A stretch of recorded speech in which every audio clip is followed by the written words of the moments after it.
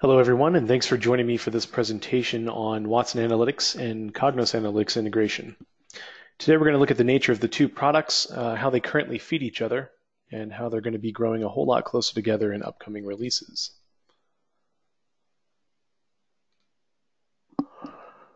Have a quick look at the standard disclaimer stuff above. As you can imagine, today we're going to be discussing information on future IBM releases that's not commonly available, so naturally, we're only stating what we know at this moment, so there's definitely a degree of uncertainty, so don't hold us to it.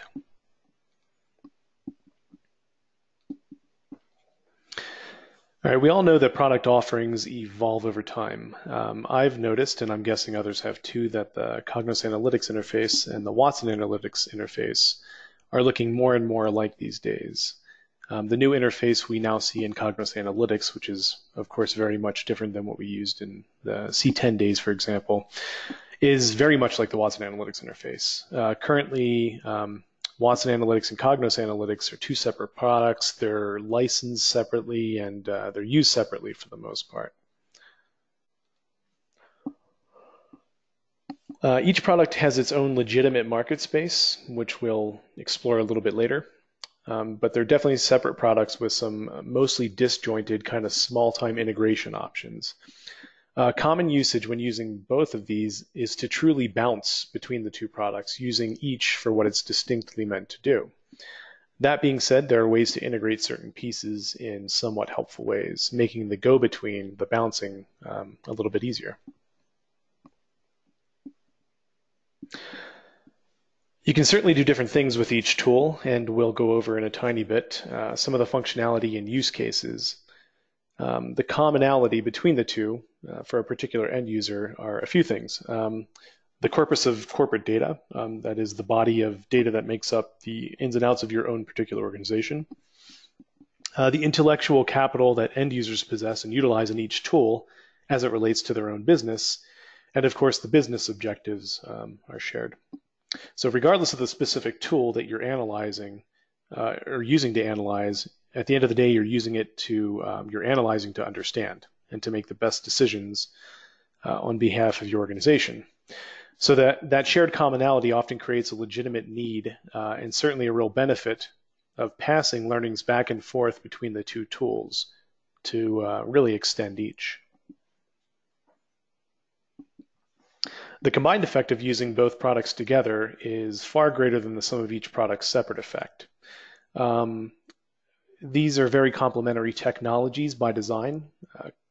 Current Cognos Analytics and Watson Analytics integration options and very, very low Watson Analytics price point allows you to really explore unknown meaning, relationships, and value in your corporate data.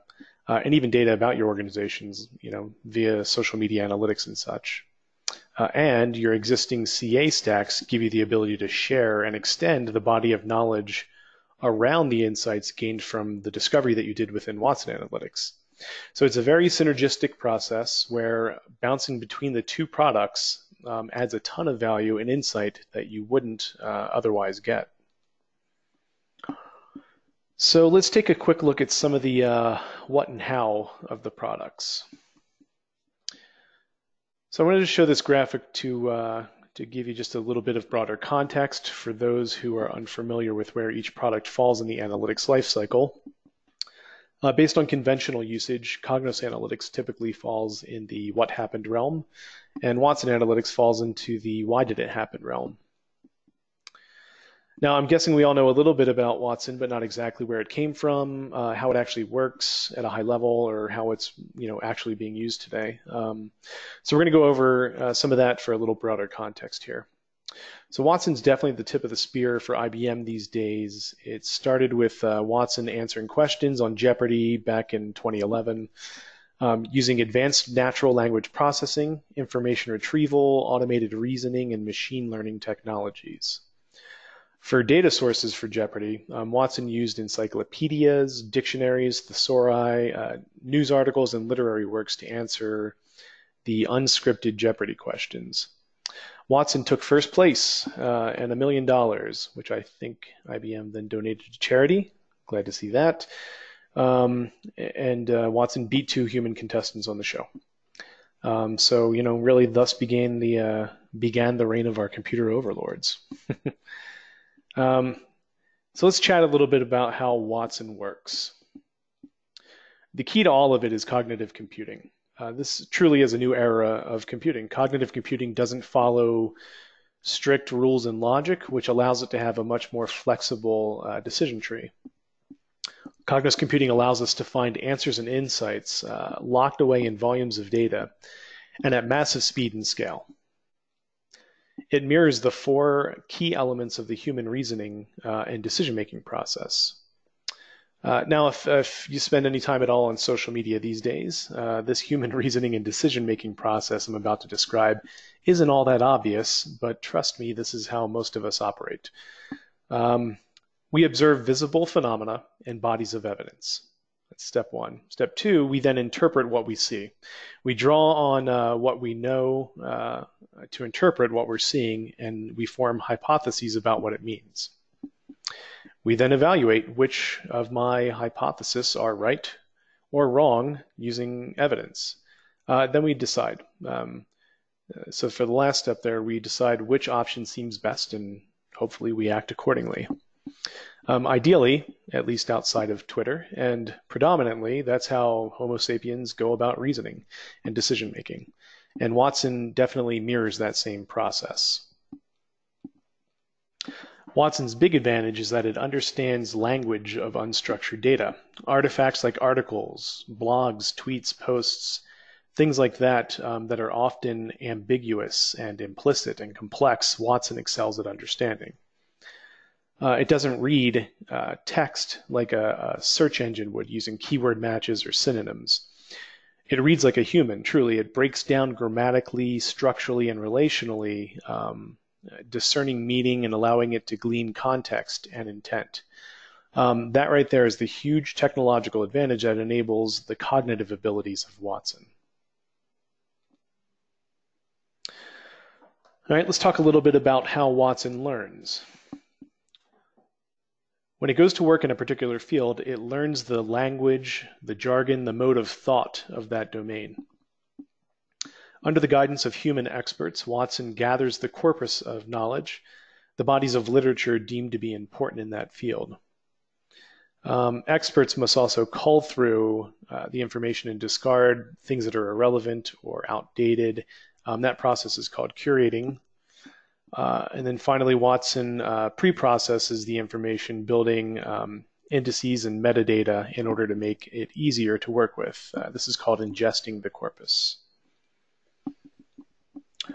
And back to the human side, Watson then partners with human experts to learn how to find the best responses via machine learning. And what happens is we actually upload training or ground data via questions and answers. Question and answer pairs, which teach Watson the linguistic patterns of meaning in the domain, and that's really machine learning. Those question and answer pairs, and again the guidance allows Watson to truly utilize machine learning. Over time, Watson continues to learn through human interaction. Humans periodically review answers to feed best results back into Watson, refining it and guiding it along the way. At this point, Watson is ready to respond to complex questions with evidence-based answers and recommendations. At this point, Watson is also ready to identify new insights or patterns locked away in the volumes of data, the volumes of domain information, really, some of which are brand new insights that were truly previously unknown. So now that we talked a little bit about how Watson works and how it learns, let's chat a little bit about how Watson builds expertise. After identifying parts of speech in a question, Watson generates hypotheses. Then it looks for evidence to support or refute each one. Each piece of evidence is then scored and ranked. And it basically runs analytics against the body of data to gain insight, allowing human experts to make better and more evidence-based decisions. Watson then surfaces new possibilities from enormous bodies of data and exposes new patterns in many domains that no one ever even knew existed. And like us, Watson learns from previous interactions and results, and it adapts. It truly gets smarter with age, as I hope we do. So how is this technology being used today? H&R Block is using Watson to prepare taxes. ESPN is using it to drive predictions for fantasy football, and it's even being used in fashion. With H&R Block, their tax preparers have 74,000 pages of U.S. tax code to keep up with, and of course those codes change constantly. So the deep insights that Watson provides helps them to build over 600 million data points, which help tax preparers find, obviously their end goal, credits and deductions for the taxpayer. On ESPN, they use Watson for predictions and insights into their fantasy football. So, we all know in the world of sports there are tons of scores and stats, and that's obviously structured data. But that content is then combined with, the unstructured data of news articles and social content, and that information together provides some of their deep insight. During this, the actual football season, it actually reads 3,000 sources every hour, and of course distills all of that great information into actual insight. And most importantly, it helps me win my fantasy football league last year. So shout out to Watson.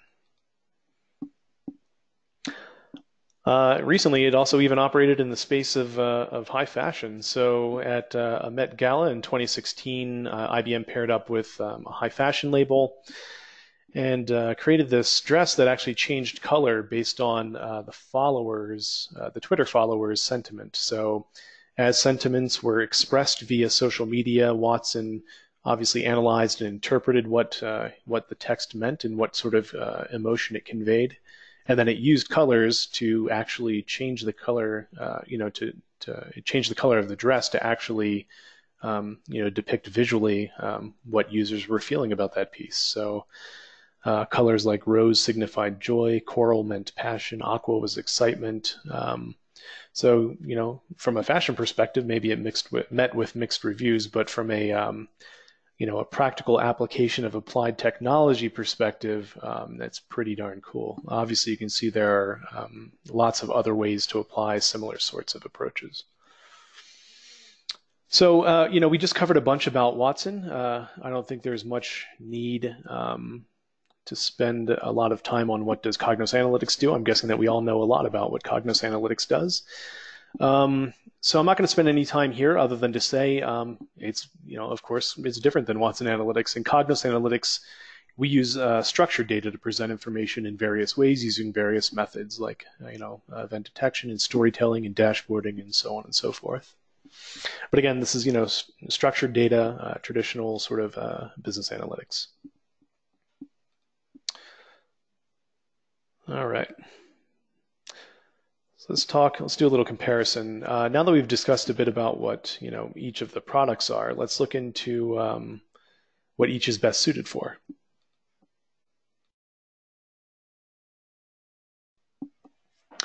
Watson Analytics is best suited for exploration of data, focused on discovery and insight, really. Most often, Watson Analytics is looking at a very large amount of data and trying to discover how the data are related and what can be gleaned from it. Does it provide any new insight into what we already know about our business, or is this a brand new area of knowledge?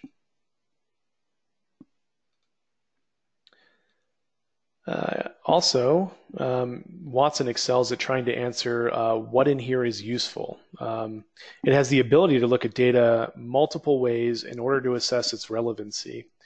And it does this with great efficiency because if it's not useful, you kind of want to know that right away. Watson's also very good at looking at data with no boundaries. Data truly with no edges. Its algorithms and data tools are designed to look for relevancy and associations. and then let the users assess value. So not every use case will identify value, but where it does can often be very powerful. I mean, just look at some of the use cases we just discussed, and obviously there are plenty more. Another place that it really excels is testing out theories and exploring your theories kind of for cheap, seeing if and where it actually fits. Cognos Analytics is best suited for presenting information for decision making. Of course, its primary focus is on using systems of record. That is what companies and organizations use to manage the enterprise on a daily basis. It represents the work and organization that its people do, and most of the data comes from ERPs or somewhat related systems. Both the data and its use tend to be structured. So most of the data used by Cognos comes from a data warehouse or similar, where transaction data has already been pre-processed and organized for analysis and reporting purposes. So from there, it's typically segmented, or put into packages, that define a particular area or schema or subject area. In Cognos Analytics, we, put a lot of focus on trends, exceptions, deviations from plan or from the past even. Things like analysis, reporting, dashboarding, storytelling, these are all the predominant areas of use, which can also drive data-based decision-making. IBM sees both Watson Analytics and Cognos Analytics as having legitimate market spaces, separate really. And while there's some overlap, it's likely that they'll both continue to have complementary and not fully combined market spaces. Again, typical use is that the end user bounces between products, using each for what it does best. Cognos data is pulled into Watson Analytics. Discovery and insight occur unique to Watson's capabilities within Watson Analytics, and conclusions are made on the value of deeper dives into specific areas of that corporate data, which can then be built out in Cognos Analytics for further, deeper analysis and sharing, for collective decision making. So you can kind of see how this too can be kind of like the paradigm that we saw before. This too can be a continuous loop. In future releases, we'll see real integration of one product into the other, where complementary features add value. So we'll cover what's on the horizon in a couple of sections.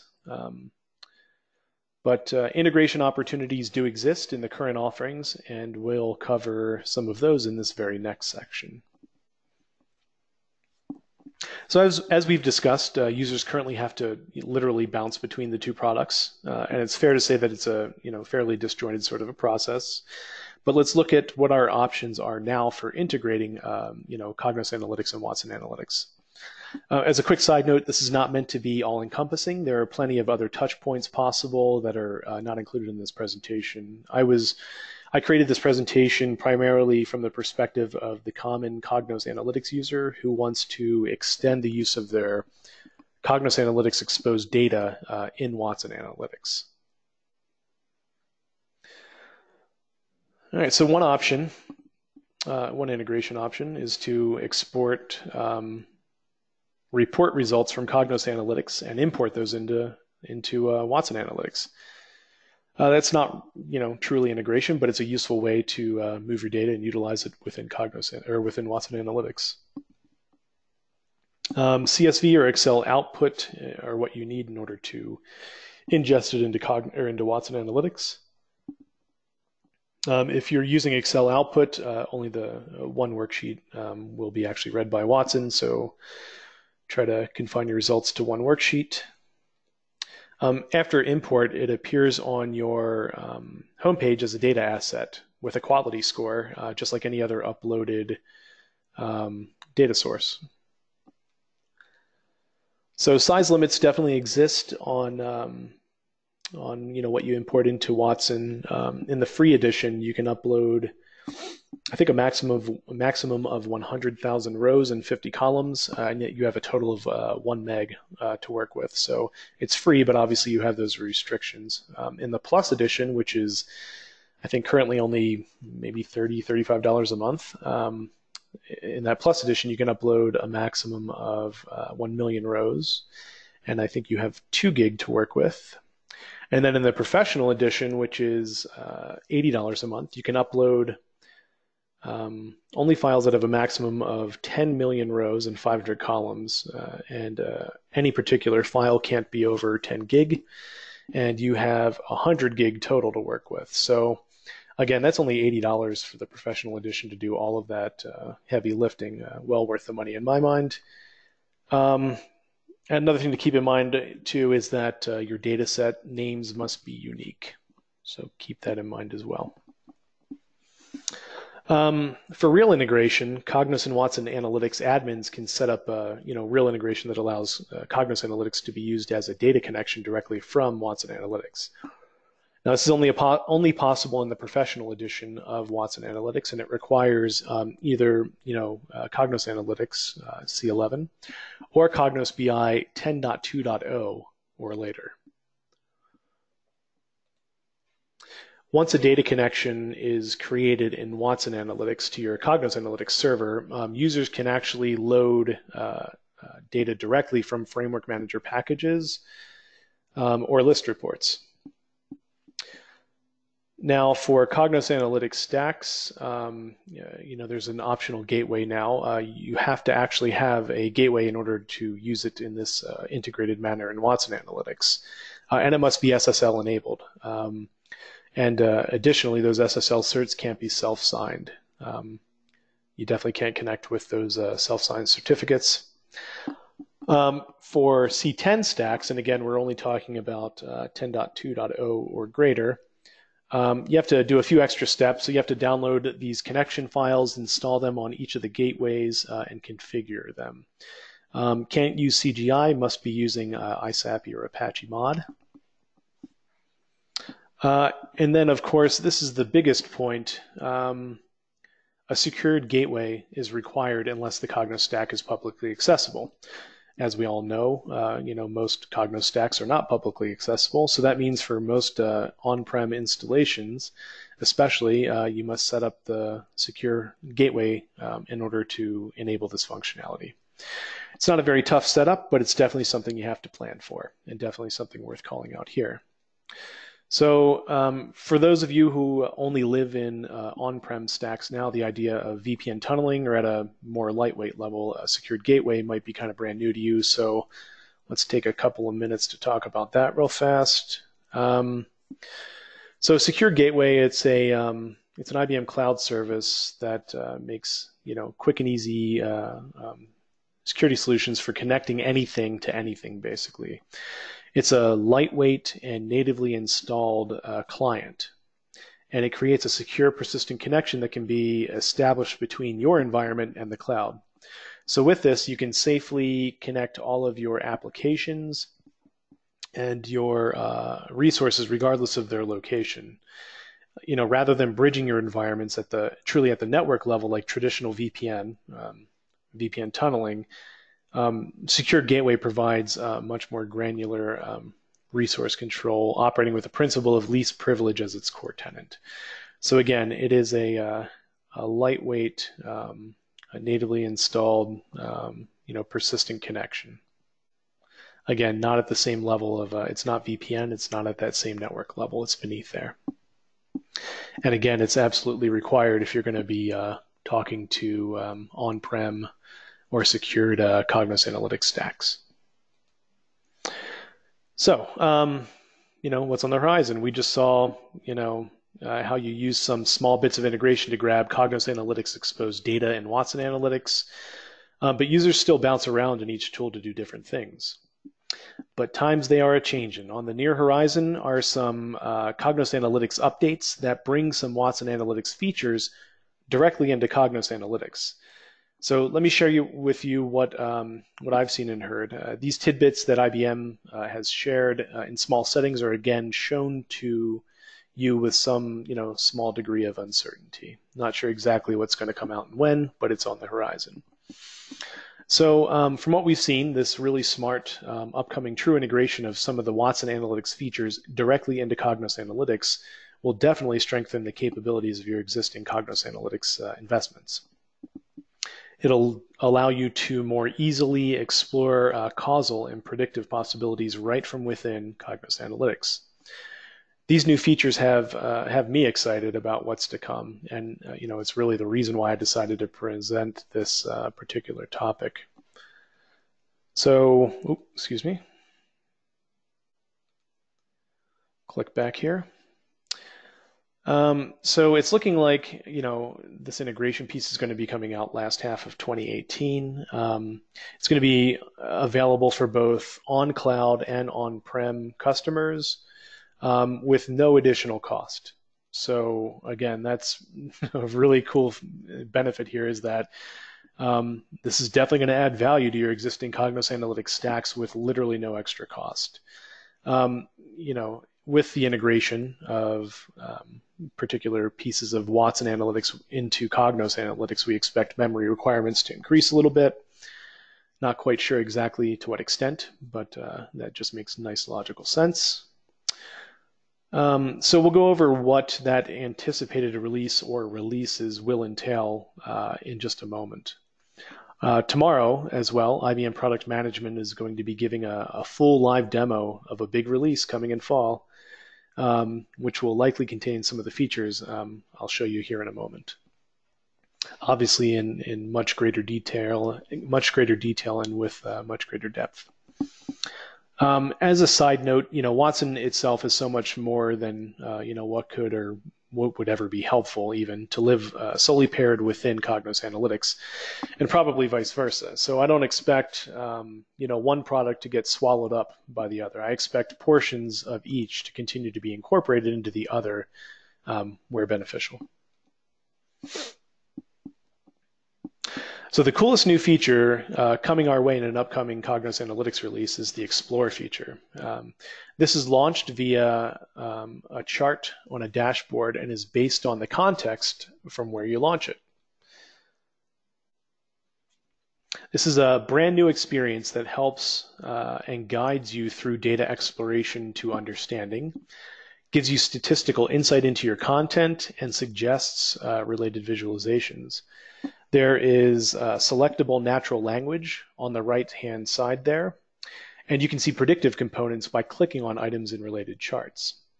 You can also type in a question on the top right Ask Cognos bar, which updates suggestions. And everything is contextual. It changes as you dig in. It's all very conversational via natural language processing. And it's all about exploring the information from where you launch it.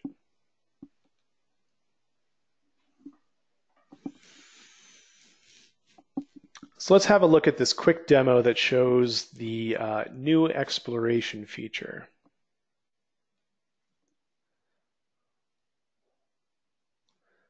All right, so starting from a Cognos dashboard, I'll select a widget I want to dive deeper on. I'll click on the Explore icon. Excuse me. Let's start that over. So I clicked on the Explore icon.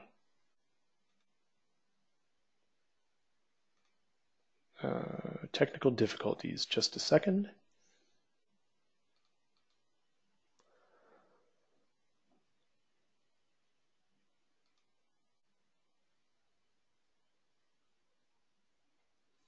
All right, so back to the chart. I click on the Explore icon. And what happens is it launches that visualization into a new exploration. And the visualization of seasonal trends that I had selected in my dashboard is now expanded into this new, brand new exploration interface. So above it, I see an option to explore related visualizations. So I'm going to click that and, excuse me again.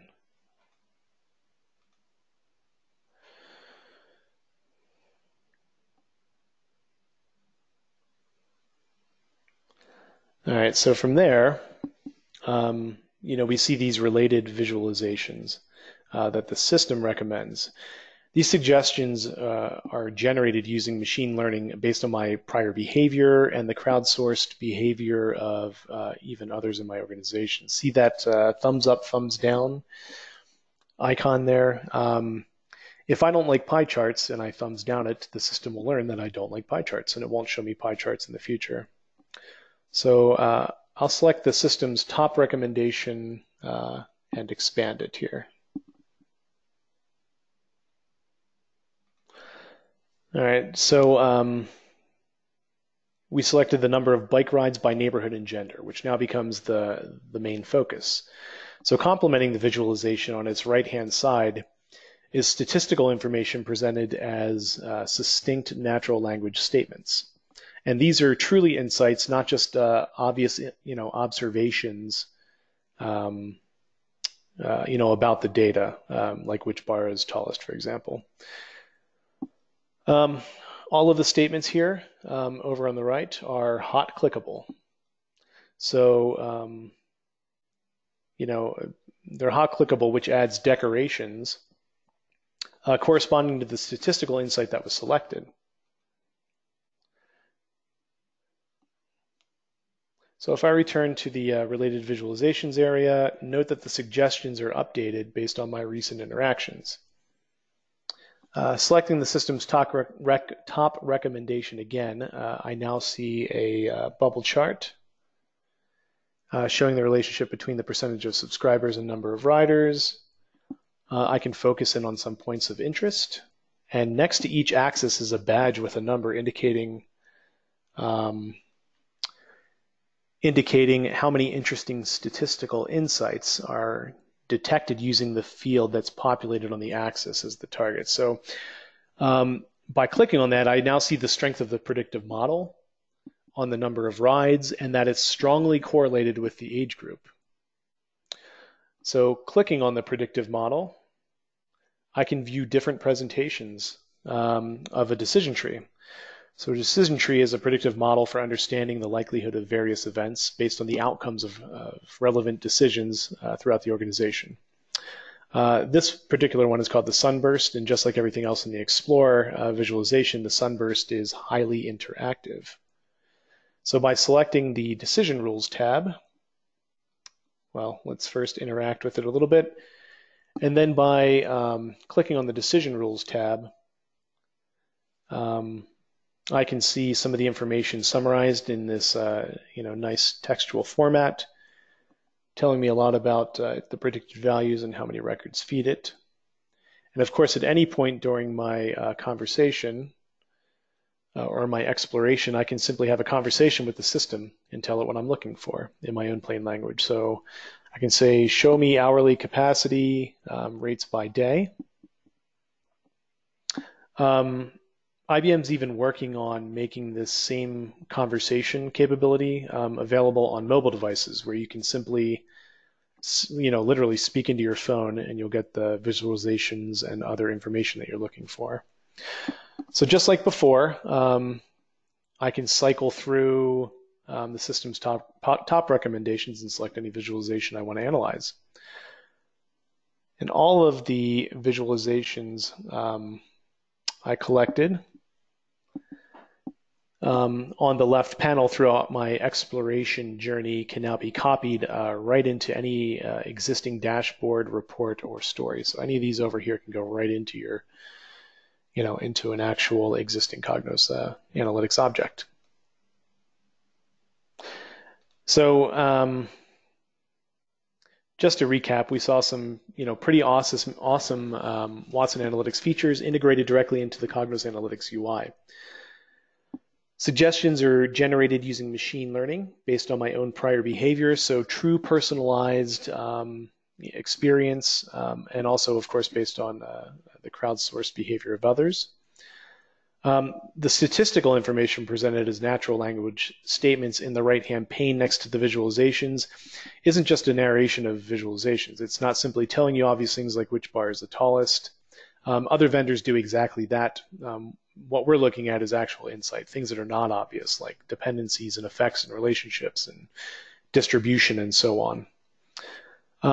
Everything is clickable and changes based on what you select and how you interact with it, including whether or not you like it via thumbs up and thumbs down selections.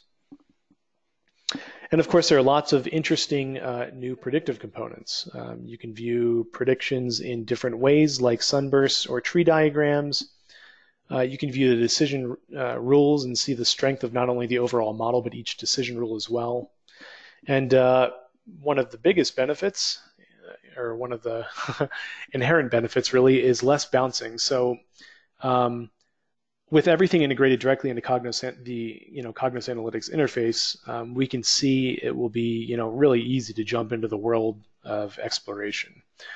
This should mean that we get all the gains that we've discussed with a whole lot less bouncing. So, truly a very low barrier to entry on machine-generated insight via this new exploration feature.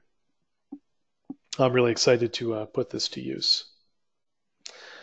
So lastly, outside of that new exploration experience or feature, some new visualizations are coming our way too. So we saw the sunburst a bit ago in the last in that demo for predictive, but spiral is another interesting one that Watson Analytics users should kind of already be familiar with. With spiral visualizations, you see key drivers or predictors for a given target. And the closer that the driver is to the center, the stronger that driver is. So behind the scenes, Cognos Analytics, or Watson Analytics really, uses sophisticated algorithms to deliver highly interpretable insights that are based on complex modeling. So you don't have to know which statistical tests, as an end user to run on your data. Distribution tests, ANOVA, linear modeling, influence tests.